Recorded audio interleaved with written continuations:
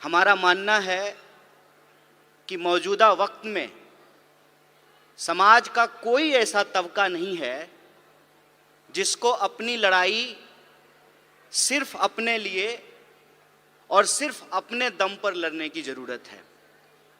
हम जिस दौर में हैं, जिस वक्त में हैं, उसमें हर डिस्कोर्स में एक इंटरसेक्शनैलिटी है। इंटरसेक्शनैलिटी कहने का मतलब ये है कि अगर हम सुरक्षा की बात करें तो सुरक्षा किसी एक तबके की नहीं, पूरे समाज की ज़रूरत है। अगर हम गरीबी उन्मूलन की बात करें तो ये किसी एक जेंडर के लिए नहीं, बल्कि ये सभी जेंडर पे लागू होता है। और अगर हम किसी भी तरह का समूह उसको ट्रेस करने की कोशिश करें सोसाइटी में, तो हम उसमें एक इंटरसेक्शनैलिटी को देखते हैं। इसीलिए हमारा मानना है कि आज के वक्त में जो आंदोलन अलग अलग हो रहे हैं, उन आंदोलनों को मिलाने की ज़रूरत है, उनको इकट्ठा करने की ज़रूरत है। मतलब विद्यार्थियों का आंदोलन है, लेकिन वो महिला अधिकारों का भी आंदोलन होना चाहिए। किसानों का आंदोलन है, लेकिन वो महिला सम्मान का भी आंदोलन होना चाहिए। इस देश में चाहे आदिवासी आंदोलन हो, दलित आंदोलन हो, विद्यार्थी आंदोलन हो, किसान आंदोलन हो, मजदूर आंदोलन हो, किसी भी राजनीतिक दल के जितने भी फ्रंट हैं, जैसे अगर हम अपनी पार्टी भारतीय राष्ट्रीय कांग्रेस की बात करें तो हमारा विद्यार्थियों का फ्रंट है एनएसयूआई, नौजवानों का फ्रंट है यूथ कांग्रेस, महिलाओं का फ्रंट है महिला कांग्रेस, किसानों का फ्रंट है किसान कांग्रेस। हमारा मानना है कि इन सारे फ्रंट को एक साथ मिल करके, एकजुट हो करके ऐसे काम करना चाहिए जैसे लोकतंत्र के 4 स्तंभ होते हैं। हम सबको एक एक स्तंभ के रूप में काम करना चाहिए, मिल करके काम करना चाहिए। इसीलिए आज जब मैं आपके बीच यहाँ मौजूद हूँ तो भाषण देने के लिए नहीं आया हूँ। हम आपकी हर कार्रवाई में कंधे से कंधे मिला करके दोनों फ्रंटल जो है मिल करके काम करें, और जो देश के सामने चुनौतियां हैं, जिसके बारे में हमारे राष्ट्रीय अध्यक्ष ने भी बताया, महिला कांग्रेस की राष्ट्रीय अध्यक्ष नेता जी ने भी बताया, हमारे ट्रेनिंग प्रोग्राम के सचिन जी ने भी बताया, जो भी स्पीकर आ रहे हैं जो हमको मौजूदा समय में चुनौतियों के बारे में बता रहे हैं, इन चुनौतियों में हमको मिलकर के काम करने की ज़रूरत है। और हम अपनी पार्टी के भीतर, संगठन के भीतर एक ऐसा माहौल पैदा करें कि समाज के हर तबके के लोग बड़ी सहजता से हमसे जुड़ सकें, हमारे बीच आ सकें।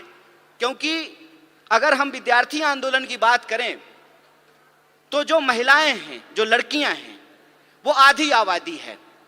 और अगर हम अपनी मीटिंगों में, अपने संगठन की संरचना में, अपने प्रोग्रामों में अगर उनको प्रॉपर जगह नहीं देंगे, उनके लिए एक कंफर्टेबल माहौल नहीं पैदा करेंगे, ऐसा पॉलिटिकल कल्चर नहीं बनाएंगे कि वो सहम जाएं, वो आगे ना आएं, इसका मतलब विद्यार्थी होने के नाते, विद्यार्थियों का संगठन चलाने के नाते हम समाज की जो आधी आबादी है उसको इग्नोर कर रहे हैं। इसीलिए मैं जब आपसे बात कर रहा हूं तो आपसे ये आग्रह कर रहा हूं कि आपके यहाँ जो विद्यार्थी हैं, जो आपके संगठन से जुड़े हुए हैं, आप उनको हमसे जोड़िए और हम उनके साथ काम करके इस देश में नए तरीके का स्टूडेंट मूवमेंट खड़ा करने का काम करेंगे, विद्यार्थियों के एक तबके को आगे बढ़ाने का काम करेंगे।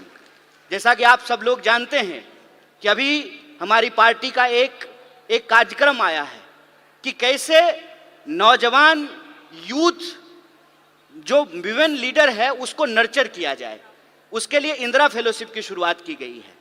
हमको लगता है कि अलग अलग तरह का जो हमारा फ्रंट है, उस फ्रंट को आपस में मिल करके, एकजुट होकर के काम करना चाहिए और इस एकता को हम आगे बढ़ा सकें, उस कंफर्टेबल माहौल को हम लोग तैयार कर सकें जहां महिलाएं राजनीतिक कार्यक्रमों में आने से घबराएं नहीं, उनको डर ना लगे, ऐसा पॉलिटिकल कल्चर हमको एस्टेब्लिश करना चाहिए।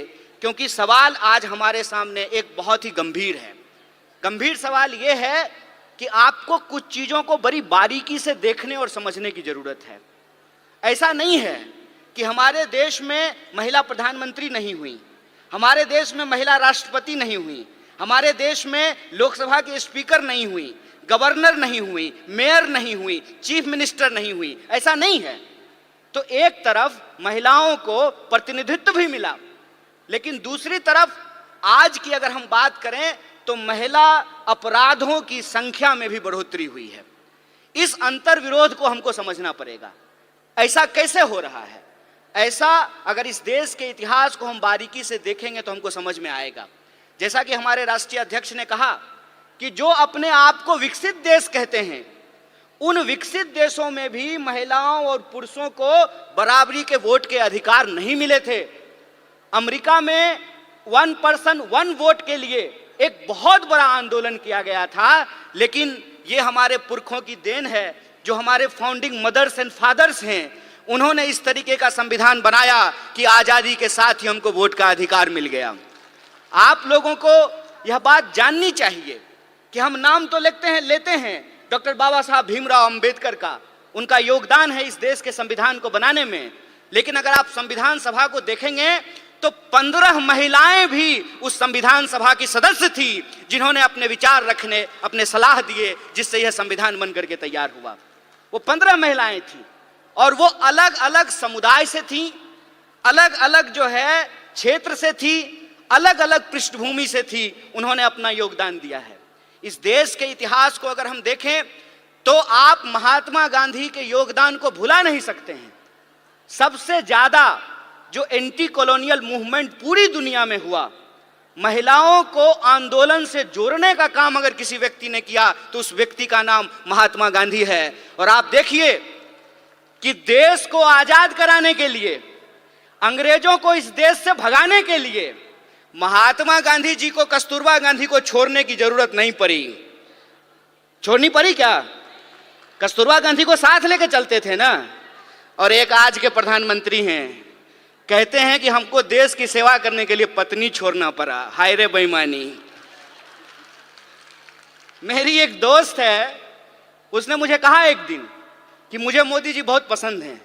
हमने कहा कि तुमको हम ना पसंद हैं यह बात कोई दिक्कत नहीं है, लेकिन तुमको अगर मोदी जी पसंद हैं तो एक बात हम तुमको कहना चाहते हैं, ईश्वर करें कि तुमको मोदी जैसे ही पति मिले। दूर से बात बहुत अच्छा लगता है, अपने पे जब अगर बात आ जाए तो उसका असर समझ में आने लगता है। आप मुझे बताइए, जो महिलाएं ये कह रही थी कि बृजभूषण जी ने कुछ नहीं किया, रह पाएंगी बृजभूषण के साथ? जीवन बिता पाएंगी उसके साथ? हमारे समाज में जो आज हो रहा है उसको हमको बहुत गंभीरता से समझने की जरूरत है। जो अधिकार हमको एक एक करके बिना लड़े मिल गए, इस देश में समान वोट के अधिकार के लिए कोई महिला आंदोलन नहीं हुआ। जब संविधान लिखा जा रहा था तो वोट का अधिकार दे दिया गया। इस देश में संविधान सभा में 15 महिलाएं शामिल होंगी, इसके लिए कोई आंदोलन नहीं हुआ। महात्मा गांधी ने अपने इनिशिएटिव से, उस वक्त जो है हमारा अखिल भारतीय महिला संघ नहीं था, महिला कांग्रेस नहीं था उस वक्त, लेकिन गांधी जी ने महिलाओं को घर से निकाल करके अपने आंदोलन में शामिल कराया। और आप जानते हैं, शराबबंदी के खिलाफ जो पिकेटिंग का आंदोलन होता था वो पूर्ण रूप से महिलाओं का आंदोलन था। महिलाएं जाती थीं और शराब की दुकानों को बंद कराती थी। महिलाओं को राजनीति की मुख्य धारा में लेकर के आए, ये एक प्रोग्रेसिव सोच थी। प्रोग्रेसिव सोच के चलते संविधान सभा का ऐसे निर्माण हुआ जिसमें महिलाओं के प्रतिनिधित्व को सुनिश्चित किया गया। और यह प्रोग्रेसिव डेमोक्रेसी थी कि अमेरिका में आज तक, अमेरिका कहता है ना कि हम दुनिया का सबसे मॉडर्न देश हैं, मॉडर्निटी का ठेकेदार हैं। अमेरिका में आज तक कोई महिला राष्ट्रपति नहीं बन पाई है, और हमारे यहाँ महिला राष्ट्रपति बनी और उसी आधार पे भाजपा को कहने का यह हक मिला कि हम एक आदिवासी को राष्ट्रपति बना रहे हैं। बोलिए, लेकिन प्रश्न यह है आज हमारे सामने कि एक आदिवासी को अगर इस देश का राष्ट्रपति बनाया गया है तो मणिपुर में जब अत्याचार हो रहा था तो माननीय राष्ट्रपति ने अपने मुंह पे क्यों चुप्पी साध रखी है? यह राजनीतिक चुनौती है। इस राजनीतिक चुनौती को हमको समझना पड़ेगा और हम यह बात समझें कि विंग बनाने का यह मतलब नहीं होता है कि हम गुलदस्ता हैं, कि नेताजी आने वाले हैं तो 4 महिला को बुला करके वंदे मातरम गवा देते हैं। हम गुलदस्ता नहीं हैं कि भीड़ में जो है आप आगे में 4 लोगों को बिठा करके हमको सजा दीजिएगा। हम तेज पत्ता हैं कि बिरयानी में ऊपर से डाल दीजिएगा और जब खाने लगेगा तो निकाल दीजिएगा। यह प्रतिनिधित्व का सवाल है। प्रतिनिधित्व के सवाल को हमको सीरियसली लेना पड़ेगा और अगर हम सीरियसली लेते हैं तो प्रश्न आता है पॉलिटिकल कल्चर का। आपने देखा सारी जो एंकर हैं वो टीवी पे क्या कर रही हैं? वो कह रही हैं कि मणिपुर पे आप बोल रहे हैं, राजस्थान पे नहीं बोल रहे हैं। अरे राजस्थान क्या, दुनिया के किसी कोने में अगर महिलाओं के ऊपर कोई अत्याचार होगा तो बिना किसी राजनीतिक लाग लपेट के उसके ऊपर सवाल खड़ा करेंगे, उसके खिलाफ बोलेंगे, यह हमारा हक है। आप ये व्हाट अबाउट रीच कर रहे हैं। आप ये दिखाने की कोशिश कर रहे हैं कि चोरी हो जाना, डकैती हो जाना और बलात्कार हो जाना एक है। नहीं है एक। किसी का पर्स मारा गया और किसी के साथ बलात्कार हुआ, ये दोनों अपराध एक है क्या? जो सर्वाइवर होते हैं उनकी पूरी जिंदगी जो खराब हो जाती है। सवाल सिर्फ शरीर का नहीं है, सवाल उनकी मानसिकता का है, सवाल साइकोलॉजी का है। इस बात को हमको समझना पड़ेगा और ये दोनों अपराध को मिलाने को, दोनों अपराध को एक बनाने की कोशिश कर रहे हैं। हमको इसकी गंभीरता को समझना पड़ेगा। हमको इस गंभीरता को समझना पड़ेगा कि यह सब कुछ आ कहां से रहा है, उसके पीछे की मानसिकता क्या है। और हमारे राष्ट्रीय अध्यक्ष ने भी यह बात कही और सचिन जी भी ने अपनी बात में इस बात को कहा कि हम मानते क्या हैं, हम सोचते क्या हैं। अगर हम ये सोचते हैं, हमारे सोच में है कि धन की देवी लक्ष्मी है, विद्या की देवी सरस्वती हैं, तो धन की देवी जब लक्ष्मी थी तो राइट टू प्रॉपर्टी का अधिकार क्यों नहीं दिया गया? यह प्रश्न पूछना चाहिए ना। जब विद्या की देवी सरस्वती हैं तो महिला और पुरुष को पढ़ने का अधिकार क्यों नहीं दिया गया? यह जब हम सोचेंगे तब हमको समझ में आएगा कि आजादी गिफ्ट में नहीं मिला है, नागरिकता का अधिकार गिफ्ट में नहीं मिला है, राजनीति में शामिल होने का अधिकार गिफ्ट में नहीं मिला है। जो लोग उस वक्त आंदोलन को चला रहे थे, यह उनकी सोच थी कि अगर हमारी महिलाओं के पास पहनने के लिए साड़ी नहीं है। जब कस्तूरबा के साथ गांधी गए चंपारण तो कस्तूरबा से गांधी ने पूछा कि ये बताओ कि हमारे प्रोग्राम में महिलाएं क्यों नहीं आती हैं?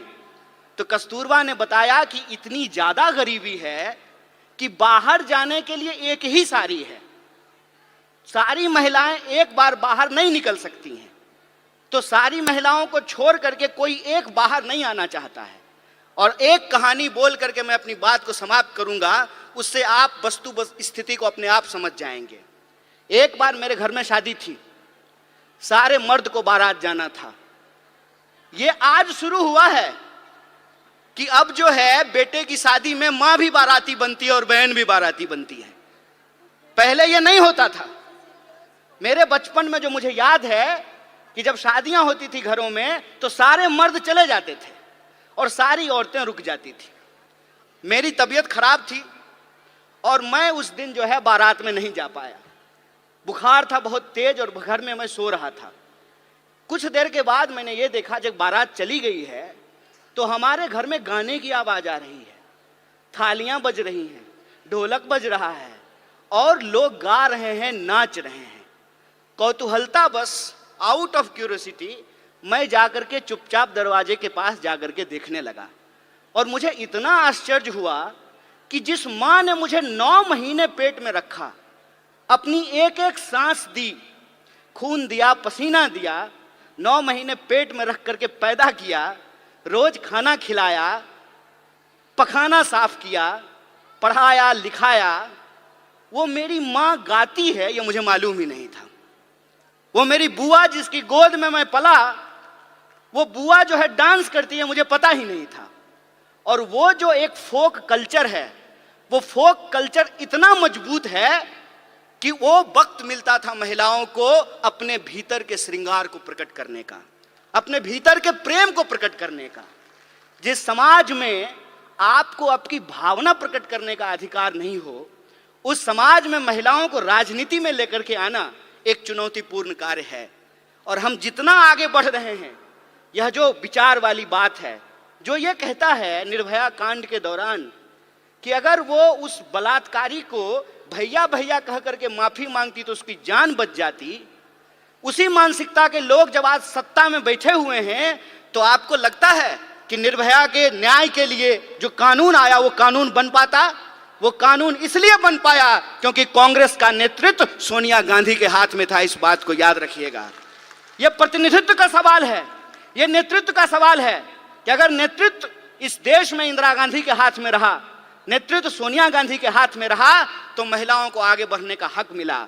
और नेतृत्व आज एक ऐसे आदमी के हाथ में है जो पत्नी छोड़ करके भाग गया, तो महिला अधिकार का क्या होगा, इसको आप बखूबी समझ सकते हैं। इसीलिए मैं पॉलिटिकल कल्चर की बात कर रहा हूं।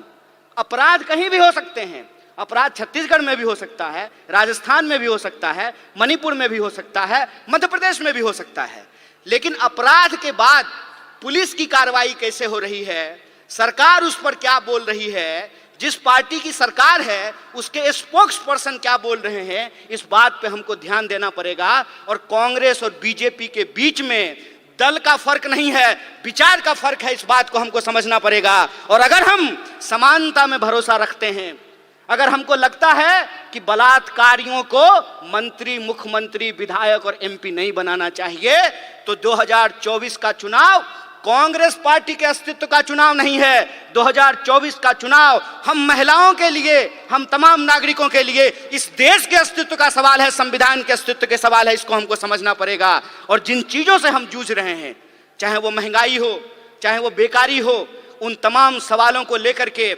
हमको घर घर जाना है। और जो संविधान ने जो हमको अधिकार दिया है, समान अवसर का, सम्मान का, एकता का, भागीदारी का, उसको हमको आगे लेकर के जाना होगा। और जो नारा आपने लगाया है, आधी आबादी पूरा हक, अपनी पार्टी और एनएसवाई के तरफ से इस मांग के साथ हम पूर्ण समर्थन में खड़े हैं और आप किस लड़ाई में कंधे से कंधे मिला करके आपके साथ चलेंगे। इन्हीं शब्दों के साथ अपनी बात को खत्म करूंगा। शुक्रिया। इनकलाब जिंदाबाद। जय हिंद, जय कांग्रेस, जय महिला शक्ति।